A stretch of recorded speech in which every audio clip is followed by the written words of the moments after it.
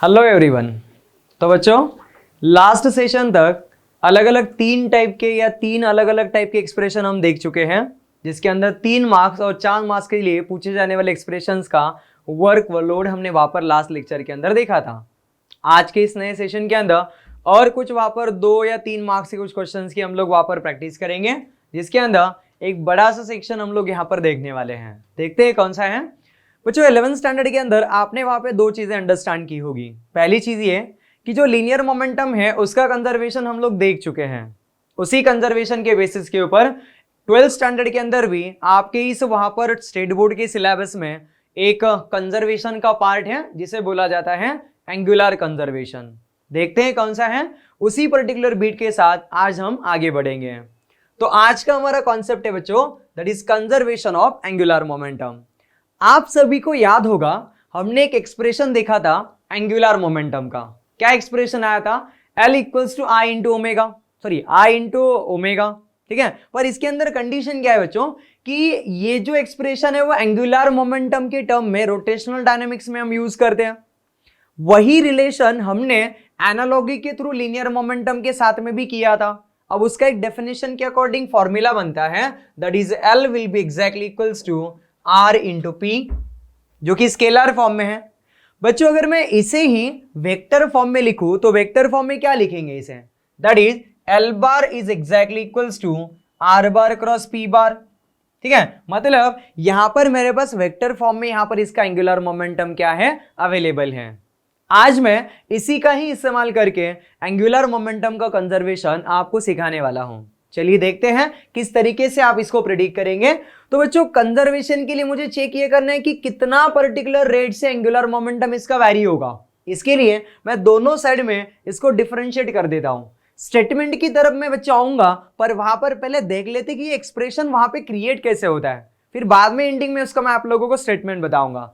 तो क्वेश्चन ऐसे आ सकता है, पूछा जा सकता है कि state and explain the conservation of angular momentum, जिसके लिए आपको पहले उसका एक्सप्रेशन अकॉर्डिंग टू डेफिनेशन लेना है और उसको वेक्टर फॉर्म में कन्वर्ट कर देना है। और चलिए डिफरेंशिएट कर दीजिएगा। So by differentiating on both side, by differentiating on both side, अब इसको हम लोगों को विथ रिस्पेक्ट टू क्या करना है बच्चों? With respect to T differentiate करना है। मतलब टाइम के रिस्पेक्ट में हम लोग इसको डिफरेंशिएट करेंगे। तो ये बन जाएगा derivatives of L bar with respect to time, that will be exactly equals to derivatives of this given term. अब वो कौन सी बच्चों? So that is R bar cross P bar, ठीक है। चलिए इसको वहां पर कन्वर्ट कर देते हैं। अगर मुझे यहां पर इसको कन्वर्ट करना होगा तो यहां पर दोनों साइड में हमें पता है, लेफ्ट में तो dl bar by dt as it is है, पर राइट में 2 टर्म्स के बीच में वहां पर क्रॉस प्रोडक्ट है और दोनों वेरिएबल हैं। तो मैं क्या कर देता, ये रेडियस वेक्टर है, ये आपका लीनियर मोमेंटम का वेक्टर है ना, तो दोनों वेक्टर क्वांटिटीज है। तो मैं दोनों को भी डिफरेंशिएट कर देता हूं with respect to t by using the multiplication by parts. तो ये क्या होगा? दैट इज, इसके लिए हमें पता है कि यहां पर first term as it is रहेगा, सेकेंड टर्म के ऊपर बच्चों यहां पे अप्लाई होगा वहां पर with respect to time differentiation. दूसरी टर्म में ये फर्स्ट टर्म के ऊपर बच्चों अप्लाई होगा यहां पर डेरिवेटिव, और सेकेंड टर्म रहेगा यहां पर एज इट इज, ठीक है। अब मुझे बताओ, आपको एक चीज पता होगी क्या कि जो समझो कंसिडर करिए न्यूटन का सेकेंड लॉ है, according to that we know that कि the rate of change of linear momentum with respect to time क्या होता है बच्चों? Application of force. और यही चीज मैं लीनियर मोमेंटम के लिए यूज करूं तो लीनियर मोमेंटम क्या होता है? मास और वेलोसिटी का प्रोडक्ट, ठीक है। मैंने आप लोगों को शॉर्ट ट्रिक भी बताई थी कि लीनियर मोमेंटम को आप कैसे याद करेंगे। चलिए पुट अप कर दीजिए दोनों वैल्यूज एक्सप्रेशन के अंदर। तो ये बन जाएगा बच्चों, that is dl bar by dt will be exactly equals to R bar cross, देखो dp बार बाई dt मतलब क्या था बच्चों? F बार, जो कि है इस पर्टिकुलर वेक्टर का वहां पर क्रॉस प्रोडक्ट। तो क्रॉस प्रोडक्ट में एज इट इज रहेगा ये value. dr bar by dt तो एज इट इज है, पर dr बार बाई dt देखो बच्चों यहां पर भी एक टर्म रिप्रेजेंट करता है। आपको याद होगा dr बार बाई dt मतलब क्या? Derivatives of radius vector with respect to the time. That means what? ये रिप्रेजेंट कर रहा है बच्चों उस बॉडी का लीनियर वेलोसिटी। मतलब अगर मैं यहां पे इसको पुट अप करूं as a linear velocity v bar, तो यहां पे आपके पास टर्म बन जाएगा dr bar by dt is nothing but the v bar. हालांकि इसके क्रॉस प्रोडक्ट में बचा है बच्चों m इंटू v बार, ठीक है। तो देखो R बार क्रॉस F बार, अब आप लोगों को याद होगा डेफिनेशन टॉर्क का, तो टॉर्क का डेफिनेशन क्या रिप्रेजेंट कर रहा था? It is the product of applied force into the perpendicular distance. That means what? It is nothing but the torque. तो इसको मैं रिप्रेजेंट कर देता हूं बच्चों टाउ से। ठीक है, आगे देखिएगा, आगे इस टर्म के अंदर देखो मास तो यूनिफॉर्म मतलब ये एक पर्टिकुलर स्केलर क्वांटिटी है, तो इसे मैं इसके बाहर लेके आता हूं। यहां पे क्या बचा है? v बार क्रॉस v बार। ठीक है, देखो यहाँ पे टाउ बार तो एज इट इज रहेगा, प्लस देखो उसी वेक्टर का उसी पर्टिकुलर वेक्टर के साथ में अगर मैं क्रॉस प्रोडक्ट लेता हूं तो दो वेक्टर्स के बीच में आपको पता होगा एंगल 0 होता है। दो वेक्टर एक दूसरे को पैरेलल हो गए ना, क्योंकि सेम डायरेक्शन इंडिकेट करें, तो एंगल अगर 0 हो गया, क्रॉस प्रोडक्ट के अंदर आपके पास उसका मल्टीप्लिकेशन क्या आता है बच्चों? दैट इज उसी वेक्टर के, उसी दोनों वेक्टर का मैग्नीट्यूड्स का मल्टीप्लिकेशन इनटू sin थीटा। पर थीटा का वैल्यू बच्चों यहाँ पे क्या होगा? 0 होगा, तो sin 0 का वैल्यू तो 0 हो जाएगा। तो ये जो वेलोसिटी का क्रॉस प्रोडक्ट है बच्चों वो बन जाएगा 0। माने मेरे पास यहां पर ये एंटायर टर्म 0 बन गया, तो यहां पर टर्म आएगा बच्चों dl bar by dt will be exactly equals to tau bar. ठीक है, अब यहां तक आपको आई विश अंडरस्टैंड हुआ होगा कि किस तरीके से हमने यहां पर इस टर्म को क्या किया है? परफॉर्म किया है। तो देखो ये क्या बता रहा है? ये रिप्रेजेंट कर रहा है कि dl बार बाई dt किसके बराबर है? टॉर्क के बराबर है। ठीक है, अब इसी कंडीशन में मान लो मैंने कई आपके पास ऐसे एप्लीकेशन यूज किए हैं जिसके अंदर टॉर्क की वैल्यू, वहां पर एक्ट होने वाली नेट टॉर्क की वैल्यू 0 है। एग्जाम्पल, मान लो मेरे पास फैन रोटेट हो रहा है, तो फैन की रोटेशन के अंदर अगर बच्चों वहां पर उसका जो टॉर्क है वो टॉर्क का नेट अमाउंट अगर 0 होगा तो ये टाउ बार का वैल्यू 0 हो जाएगा। ठीक है, तो इस केस में क्या होगा? जब अगर आपके पास dl बार बाय dt हमने देखा अभी बराबर आया था टॉर्क के, तो जहां पे नेट टॉर्क का वैल्यू अगर मान लो 0 हो जाता है, so at that time we will get dl bar by dt must be exactly equals to 0, जिसे हम बोलते हैं बच्चों कि एंगुलर मोमेंटम चेंज होने का जो रेट है वो है कांस्टेंट और वो है equals to 0। That means what? हम लोग ये भी बोल सकते हैं कि यहाँ पे आपके पास जो एंगुलर मोमेंटम है वो हो गया बच्चों कंजर्व्ड। ठीक है, अब कंजर्व्ड का मीनिंग क्या है कि यहाँ पे अगर मैं मान लूं कि यहाँ पे ये जो dl बार बाय dt है, ये dt का वैल्यू इधर डिवीजन में इधर आएगा तो मल्टीप्लाई होगा, तो dl बार इक्वल्स टू 0 आएगा। अब ये dl बार मतलब क्या? Change in angular momentum. अब इस एंगुलर मोमेंटम का चेंज आप डिस्क्राइब कैसे करें? तो क्या करेंगे बच्चों, यहां पर फाइनल एंगुलर मोमेंटम में से आप इनिशियल एंगुलर मोमेंटम को माइनस करेंगे तो आपको वो चेंज मिल जाएगा 0। हालांकि हमें पता है कि लेफ्ट में है तो ये राइट में जाके प्लस हो जाएगा, तो ये बन जाएगा L1 will be exactly equals to L2। मतलब क्या बच्चों कि इसका जो एंगुलर मोमेंटम जो है वो इनिशियली जितना था फाइनली भी उतना ही है, चेंज नहीं हो रहा है। तो एंगुलर मोमेंटम अगर सेम होगा तो इस केस में क्या होने वाला है? हमें पता है कि L का वैल्यू हमने निकाला था, क्या था?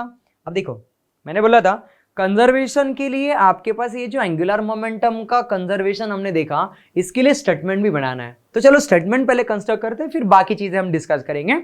तो स्टेटमेंट क्या बनाएंगे कि किसी बॉडी के ऊपर एक्ट होने वाला नेट टॉर्क अगर 0 होगा तो तब ही उसके अंदर जो एंगुलर मोमेंटम है वो आपके पास कैसा है बच्चों? कंजर्व्ड है। So you can make an just a statement and note it down. What is that? कि if the net torque acting on the body must be always 0 or must be 0 at that time the torque or the angular momentum is conserved. तो उस body के ऊपर act होने वाला net torque अगर 0 है तो एंगुलर मोमेंटम का वैल्यू कंजर्व्ड हो जाता है।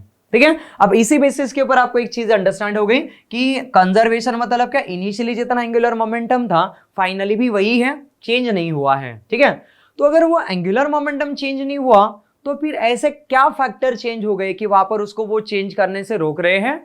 देखते हैं वही भी। देखो बच्चों, हमने देखा था कि एंगुलर मोमेंटम के लिए हमने वहां पर एक पर्टिकुलर फॉर्मूला ऑब्टेन करवाया है, I इंटू ओमेगा, याद होगा सबको।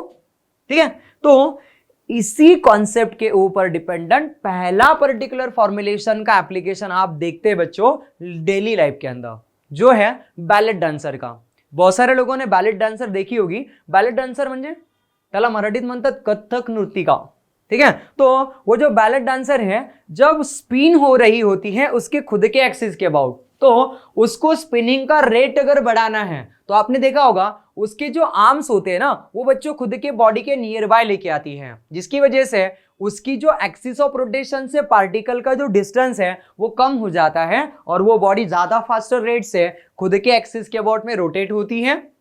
पर वही अगर मान लो इसका जो एक्सिस ऑफ रोटेशन का स्पीड है या उसकी बॉडी का रोटेशन का स्पीड है, अगर उसे डिक्रीज करना होगा तो वो जो आर्म्स है वो फैल देती है, जिसकी वजह से उसकी एंगुलर मोमेंटम बढ़ जाती है। सॉरी, एंगुलर मोमेंटम कांस्टेंट है पर मोमेंट ऑफ इनर्शिया उसका बढ़ जाता है। इसी बेसिस के ऊपर अगर मैं इसके कंजर्वेशन के लिए एक एप्लीकेशन यूज करूं तो ये क्या बन जाएगा बच्चों, I1 ω1 इक्वल्स टू I2 ω2। देखिएगा फाइनली अगर मुझे स्पीड ज्यादा चाहिए होगा तो ω2 इक्वल्स टू क्या चाहिए। अब इनिशियल एंगुलर मोमेंटम और इनिशियल एंगुलर वेलोसिटी तो आप चेंज नहीं कर सकते हैं, तो चेंज क्या कर सकते हैं, दैट इज I2। I2 मतलब क्या है, सेकेंड केस का एंगुलर मोमेंटम या फिर मोमेंट ऑफ इनर्शिया। तो बच्चों moment of inertia second case का अगर आप बढ़ा दें तो यहां पर एंगुलर स्पीड क्या होगा, डिक्रीज होगा। दैट मीन्स व्हाट, बढ़ने वाले पर्टिकुलर मोमेंट ऑफ इनर्शिया के साथ यहां पर उसकी रोटेशन का जो स्पीड है वो डिक्रीज होते हुए जाएगा।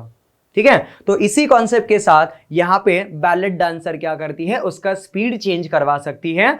वहां पर बॉटम से मतलब इनिशियली अगर लो है तो बढ़ा भी सकती है उसके आर्म्स फोल्ड करके, और अगर इनिशियली अगर ज्यादा स्पीड के साथ रोटेट हो रही है तो आर्म्स को वहां पर आउटस्ट्रेच करके वो उसका स्पीड डिक्रीज भी कर सकती है। ठीक है, तो ये एक एप्लीकेशन है कंजर्वेशन ऑफ एंगुलर मोमेंटम का। दूसरा आप ये भी बता सकते हैं, मान लो जैसे आपके पास वहां पर डाइविंग आप लोगों ने देखा होगा, समझो कोई अगर मतलब जैसे कंसिडर करो पानी में तैरने वाले जो लोग होते हैं ना, जैसे हम लोग बोलते हैं कि अगर वो पानी में तैरने वाले के लिए वहां पर डाइव कर रहे हैं, ठीक है, तो तैरने के लिए अगर वो डाइव करवा रहा है तो तब डाइविंग के वक्त वो बॉडी को जो उसके आर्म्स होते हैं ना वो क्या कर देते हैं, फोल्ड कर लेते हैं। ठीक है, वो फोल्ड क्यों करते हैं बच्चों, क्योंकि उसको डाइव करने के लिए उसको स्पीड बढ़ाना होता है। जब भी उसको स्पीड बढ़ाना होता है तब वो क्या करता है, डाइव करते वक्त ही उसके पर्टिकुलर आर्म्स को फोल्ड कर लेता है और बाद में एक बार डाइव हो गया फिर वहां पर हाथों से वो क्या करता है, उसका स्पीड बढ़ाने की कोशिश करता है। पर देखो वहां पर भी हाथ ज्यादा वहां पर यूज करने की वजह से ये भी पॉसिबिलिटीज है कि एनर्जी लॉस वहां पे ज्यादा होता है, उसकी वजह से वो उसके हाथ बॉडी के साथ में फोल्ड कर लेते हैं और बॉडी को ही ज्यादातर वहां पर सिर्फ ऊपर नीचे हिलाते हैं ताकि उसकी वजह से उसका स्पीड बढ़ता जाए। ठीक है, वो भी किसका एप्लीकेशन है, कंजर्वेशन ऑफ एंगुलर मोमेंटम का। ठीक है, तो इसी कॉन्सेप्ट के साथ बच्चों आई विश आपको दो चीजें अंडरस्टैंड हो गई होगी कि एंगुलर मोमेंटम का कंजर्वेशन आपके पास किस तरीके से वर्क करता है और कौन से पर्टिकुलर प्रिंसिपल्स के ऊपर वहां पर वे परफॉर्म होता है। ठीक है, इसी कॉन्सेप्ट के साथ आज हम यहीं पर ही रुकेंगे। नेक्स्ट सेशन के अंदर देखेंगे कि अलग अलग वहां पर जो रोटेशनल मोशन का तीसरा पार्ट है जिसे बोला जाता है रोलिंग मोशन, किस तरीके से वर्क करता है। Thank you.